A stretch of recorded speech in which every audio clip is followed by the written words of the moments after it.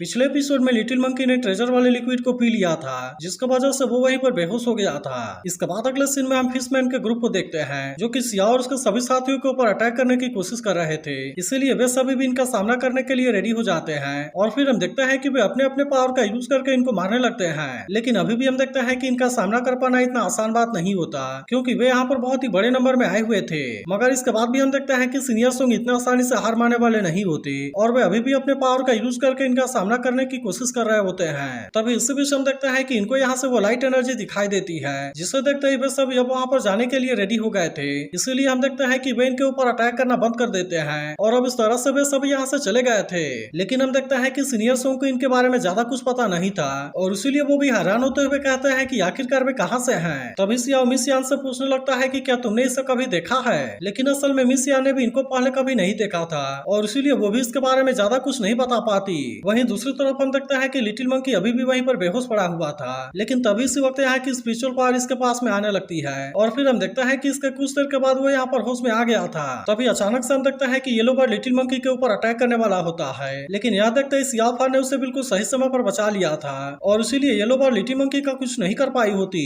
मगर अभी भी हम देखते हैं कि वो येलो बर्ड इतने आसानी से हार मानने वाला नहीं होता और वो फिर से लिटिल मंकी के ऊपर अटैक करने के लिए उसके पीछे जाने लगा था। लेकिन वहीं दूसरी तरफ हम देखते हैं कि वो ब्लैक स्नेक यहाँ से चला जाता है, जिससे देखते ही जिंगू के आने लगता है कि ब्लैक वाटर स्नेक तो अब यहाँ से चला गया और इसीलिए ऐसा लगता है कि इसके ट्रेजर को ले लिया गया है, जिसकी वजह से वो येलो बर्ड के साथ में फाइट नहीं करना चाहता। लेकिन तभी हम देखते हैं कि येलो बर्ड बहुत ही खतरनाक तरीके से सिया फान का पीछा करने लगा था और इसी के साथ वो अपने पावर का यूज करके अटैक करने की भी कोशिश करता है। लेकिन अभी भी हम देखते हैं कि सिया फान ने अपने पावर का यूज करके इसके अटैक को रोक लिया था और इस तरह से वो लिटिल मंकी को इसके अटैक से कुछ भी नहीं होने देता। मगर तभी हम देखते हैं कि येलो बर्ड इतना आसानी से हार मानने वाला नहीं होता और वो फिर से अपने और ज्यादा पावर का यूज करके इसके ऊपर अटैक करने के लिए आ जाता है। अब इसके वजह से हम देखते हैं कि सिया फान की परेशानी और भी ज्यादा बढ़ गई थी और फिर वो भी समझ जाता है कि येलो बर्ड इतने आसानी से गिव अप नहीं करेगा। लेकिन इसी के साथ हम देखते हैं कि सिया फान भी इतने आसानी से उसके सामने हार मानने के लिए रेडी नहीं होता और वो अभी भी उसका सामना करने के लिए पूरी कोशिश कर रहा था। मगर तभी हम देखते हैं कि लिटिल मंकी सिया फान से अलग हो गया था और अब इसीलिए वो यहाँ से नीचे की तरफ गिरने लगता है। तब इसे देखते ही जेंग को भी इसके बारे में चिंता होने लगती है, क्योंकि येलो बर्ड अब लिटिल मंकी को अपने चोंच के अंदर कैद करने वाला था। लेकिन तभी हम देखते हैं कि सिया फान इसके ऊपर अटैक करके लिटिल मंकी को बचा लेता है और फिर वो इसे अपने साथ लेकर यहाँ से भागने लगा था। लेकिन अब इसके वजह से हम देखते हैं कि येलो बर्ड इसके ऊपर और भी ज्यादा गुस्सा हो गया था और इसीलिए वो बहुत ही खतरनाक तरीके से इसका पीछा करना शुरू कर देता है। लेकिन इसके बाद भी हम देखते हैं कि सिया फान लिटिल मंकी को कुछ भी नहीं होने देना चाहता था और इसीलिए वो किसी तरह से इसके हर एक अटैक से बचकर भागने लगता है, ताकि वो येलो बर्ड लिटिल मंकी का कुछ नहीं कर सके।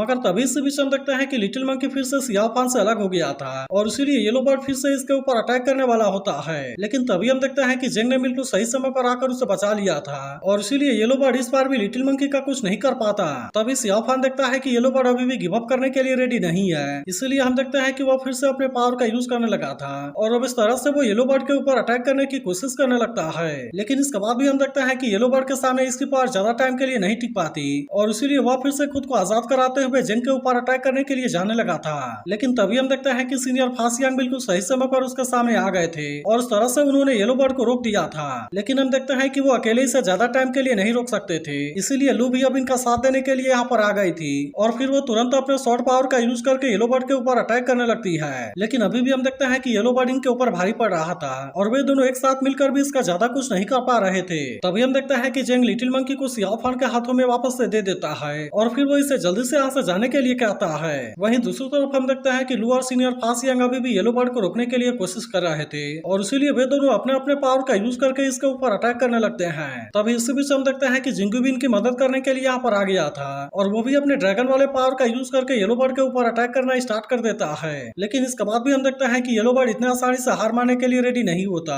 इसीलिए अब जिंग भी इसके ऊपर अटैक करने के लिए आ गया था और वो भी तुरंत अपने पावर का यूज करके अटैक करना शुरू कर देता है। अब इस तरह से हम देखते हैं कि वे चारों एक साथ मिलकर अपने अपने पावर का यूज करके इसके ऊपर अटैक करने लगे थे। लेकिन तभी हम देखते हैं कि येलो बर्ड भी अपने पावर का यूज करके अटैक कर देता है और अब इसीलिए वे इसे रोकने के लिए कुछ भी नहीं कर पाते। इसके बाद हम देखते हैं कि वो सीधे लिटिल मंकी के ऊपर अटैक करने के लिए चला गया था, इसीलिए सिया फान लिटिल मंकी को अपने साथ लेकर वहां से भागने लगता है और इस तरह से हम देखते हैं कि वो इसे येलो बर्ड के अटैक से बचाने लगा था। मगर तभी अचानक से हम देखते हैं कि यहाँ पर कोई फॉर्मेशन एक्टिवेट हो गई थी, इसीलिए अब इसके पावर के सामने येलो बर्ड कुछ भी नहीं कर पाता और हम देखते हैं कि वो इसमें बहुत ही बुरे तरीके से फंस गया था। फिर हमें पता चलता है कि ऐसा करने वाले घोस्ट किंग के दोनों लोग हैं, जो कि तुरंत ही अपने पावर का यूज करके फॉर्मेशन को कंट्रोल करने लगे थे और उस तरह से इन्होंने इसमें येलो बर्ड को कैद कर दिया था। लेकिन हम देखते हैं कि येलो बर्ड बहुत ही ज्यादा पावरफुल था, इसीलिए वे दोनों फिर से अपने फॉर्मेशन के पावर को बढ़ाने लगते हैं ताकि इस तरह से वे इसमें येलो बर्ड को आसानी से कैद कर सके। तभी हम देखते हैं कि इस फॉर्मेशन को देख सियाओ फान इस बात से हैरान हो जाता है और फिर वो कहने लगता है कि ये तो ड्रैगन ट्रैप टावर फॉर्मेशन है। तभी हम देखते हैं कि वे दोनों यहाँ पर और भी ज्यादा पावर का यूज करने लगे थे, जिसका वजह से हम देखते हैं कि फॉर्मेशन के अंदर बहुत सारे पिलर बाहर आ गए थे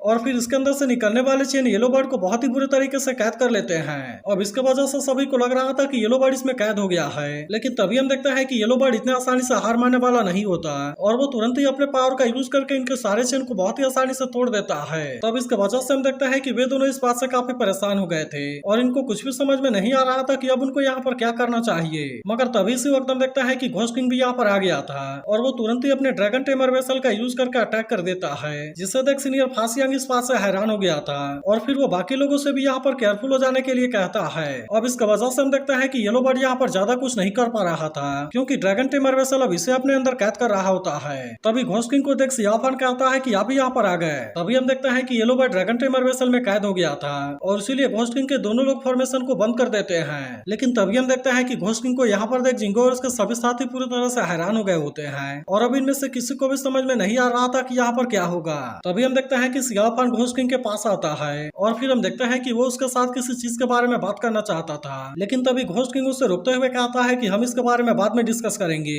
और सबसे पहले तुम ये बताओ कि हमें इन 4 लोगों के साथ में क्या करना चाहिए। जिसके बाद हम देखते हैं कि ऐसी बात सुनकर सियाओ फान थोड़ा सा परेशान हो गया था। इसके बाद अगले सीन में हम मुआन और उसके ग्रैंडपा को देखते हैं जहाँ पर कि गाओ अभी भी उनको फॉलो कर रहा था। तभी हम देखते हैं कि वे रेस्ट करने के लिए एक जगह पर रुकते हैं जहाँ पर मुआन गाओ से भी रेस्ट कर लेने के लिए कहने लगती है। तब इसकी ऐसी बात सुनकर गाओ भी मुआन के बगल में आकर बैठ गया था, लेकिन अभी भी हम देखते हैं कि वो किसी बात से परेशान होता है। तभी ग्रैंडपा उससे पूछने लगता है कि तुम अभी भी हमें फॉलो क्यों कर रहे हो। जिसके बाद हम देखते हैं कि इसके बारे में सुनकर गाओ थोड़ा सा उदास हो गया था और फिर वो कहता है मैं भी नहीं जानता कि मैं तुम्हें फॉलो क्यों कर रहा हूँ। तब इसे इस तरह से परेशान देख मुआन उससे पूछते हैं कि क्या तुम्हारे पास में रहने के लिए कोई जगह नहीं है। तब इस पर गाओ उदास होते हुए इनको अपने लाइफ के बारे में बताने लगता है क्योंकि अगली होने के वजह से उसके पेरेंट्स ने उसे जंगल में छोड़ दिया था, जिसके बाद उसने किसी तरह से वहाँ पर सर्वाइव किया और फिर वो आगे कहता है कि मुझे जंगली डॉग के झुंड ने पाला पोसा है, लेकिन फिर बाद में ब्लड रिफाइनिंग हॉल के एक सीनियर ने मुझे अपने सेक्टर को ज्वाइन करने के लिए इन्वाइट किया और तब से ब्लड रिफाइनिंग हॉल ही मेरा घर है। तब इसके बारे में सुनकर ग्रैंडपा कहता है तो फिर तुम अपने सेक्टर में वापस क्यों नहीं चले जाते।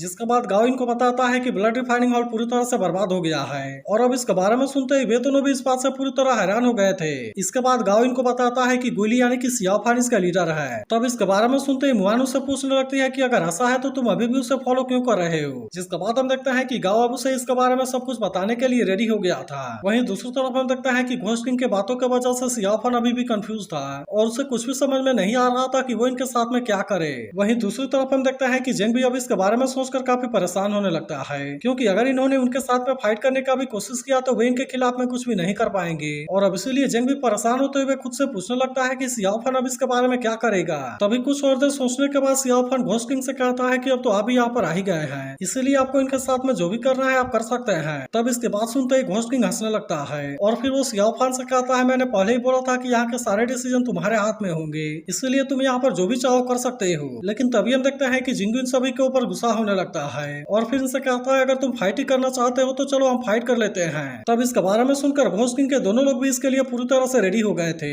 लेकिन हम देखते हैं कि घोस्ट किंग यहाँ पर ऐसा कुछ भी नहीं करना चाहता था और फिर वो जिंगू के बारे में बात करते हुए सियाओ फान से कहता है कि यह तो तुम्हारे बचपन का दोस्त है और अब इसीलिए तुम जल्दी से बताओ कि हमें इनके साथ में क्या करना चाहिए। लेकिन इस पर सियाओ फान कहता है कि यहाँ पर जो बड़ा इशू था वह सॉल्व हो गया, इसीलिए मुझे ऐसा लगता है कि हमें लोगों के ऊपर ध्यान देने की बिल्कुल भी जरूरत नहीं है क्योंकि अभी के लिए येलो बर्ड को कंट्रोल करना सबसे जरूरी चीज है। लेकिन हम देखते हैं कि घोस्ट किंग इसके बारे में कुछ भी नहीं बोल रहा था, इसलिए उसका आदमी कहने लगता है कि सियाओ फान जो कह रहा है वो पूरी तरह से सही है क्योंकि 1000 पॉइजन सेक्ट और हेव वन सेक्ट अभी भी नजर बनाए हुए हैं और इसीलिए मुझे ऐसा लगता है कि अगर हमने इसके बारे में और ज्यादा देरी किया तब इस तरह से यहाँ पर शायद कोई चेंज हो जाएगा। तब इसके बारे में सुनकर घोस्ट किंग भी अब इसके लिए मान गया होता है और फिर वो सियाओ फान से कहता है अगर ऐसी बात है तो मैं यह मैटर तुम्हारे हाथ में देता हूँ। तब इस पर सियाओ फान भी उससे कहता है कि आप इसके बारे में बिल्कुल भी चिंता ना कीजिए। जिसके बाद हम देखते हैं कि वे तीनों अब यहाँ से चले गए थे, लेकिन अभी भी हम देखते हैं कि सियाओ फान यहाँ रुका हुआ था। जिसके बाद सीनियर फासियांग उसे सियाओ फान के नाम से बुलाने की कोशिश करते हैं, लेकिन यह सुनते ही सियाओ फान कहता है कि मेरा नाम गुइली है। तभी हम देखते हैं कि जिंगू भी सियाओ फान से बात करने की कोशिश करता है और वो कहने लगता है कि क्या तुम्हें इस तरह से होना जरूरी है, क्योंकि मुझे लगता है कि तुम्हें इस तरह से इविल बनने की जरूरत जरूरत नहीं है, और अगर तुम वापस लौटना चाहते हो तो मैं मास्टर डाउसवान से इसके बारे में बात कर सकता हूँ और वो जरूरी तुम्हें चिंगुन सेक्ट में वापस से एक्सेप्ट कर लेंगे।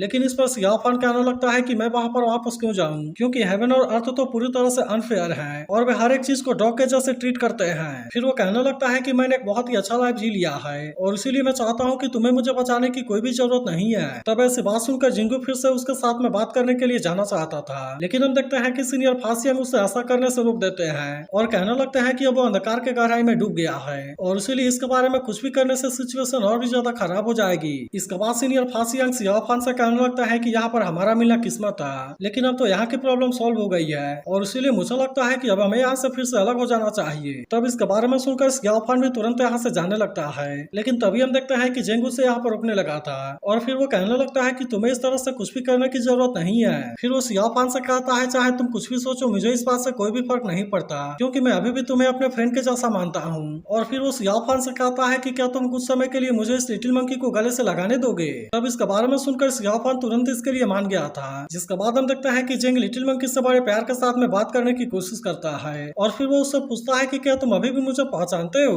लेकिन हम देखते हैं कि लिटिल मंकी अभी भी थका हुआ था, इसीलिए सियाओफान जेंग से कहता है कि जब हम फिर से किसी दिन मिलेंगे तब तुम इससे बात कर लेना। लेकिन अभी भी हम देखते हैं कि जेंग बड़े प्यार से लिटिल मंकी के साथ में बात करने की कोशिश कर रहा था, जिसका वजह से सियाओफान भी इसके बारे में उससे ज्यादा कुछ नहीं बोल पाता। लेकिन फिर वो जेंग से कहने लगता है कि अगर किसी दिन गुड और एविल के बीच में फाइट हुई तब उस कंडीशन में हमारे रास्ते पूरी तरह से अलग होंगे, इसलिए मैं चाहता हूँ कि अगर तुम्हें जरूरत पड़े तो तुम मुझे मार देना, लेकिन उसके बाद भी तुम मेरे दिल में बिल्कुल एक फ्रेंड के जैसे रहोगे। तभी हम देखते हैं कि जेंग इसकी बात सुनकर इसे टच करने के लिए जाता है, लेकिन फिर हम देखते हैं कि उसने अपने आप को रोक लिया था और फिर वो इसे कोई डायरी देते हुए कहता है कि आज हम 10 साल के बाद मिले हैं और इसीलिए मैं अपने तरफ से तुम्हें एक छोटा सा गिफ्ट देता हूँ। लेकिन तभी इस डायरी को देखते ही सियाओफान हैरानी के साथ में तुरंत इसे बंद कर देता है, जिसके बाद जेंग उससे कहने लगता है कि अगर तुम हम दोनों के रेपुटेशन को खराब नहीं करना चाहते तो फिर तुम इसके बारे में ज्यादा जोर से बात ना करना। वहीं उधर हम देखते हैं कि सीनियर फासियांग और बाकी लोग इनको देख रहे होते हैं, लेकिन इनको कुछ भी समझ में नहीं आ रहा था। इसके बाद हम देखते हैं कि जेंग वापस से इनके पास में आ जाता है, जहाँ पर इसे इतना खुश देख सीनियर फासियांग उससे पूछने लगते हैं कि तुम इतने खुश क्यों हो। लेकिन इस पर जेंग केवल इतना कहता है कि मैं इसके बारे में कुछ भी नहीं कह सकता